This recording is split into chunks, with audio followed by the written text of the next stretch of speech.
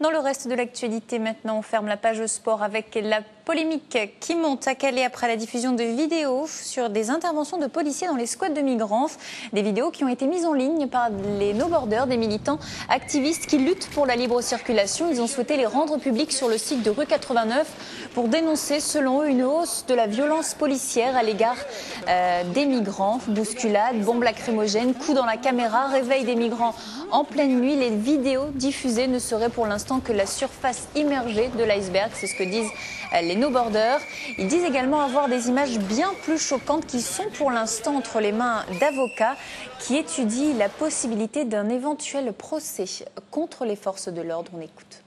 Je pense que ce qu'on voulait montrer, ce qu'on veut montrer, c'est que ce n'est pas des agissements individuels de flics fachos.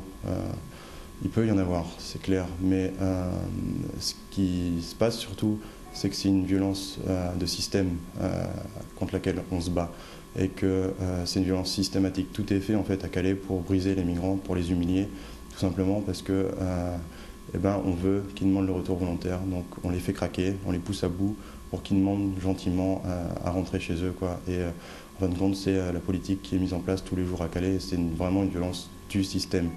Et de son côté, le syndicat Police, Alliance Police, que nous avons joint par téléphone, se dit réservé sur l'authenticité de ces vidéos et rappelle que les forces de l'ordre interviennent régulièrement dans un climat de stress avec la présence justement de ces no-borders qu'ils disent virulents et provocateurs, voire agressifs.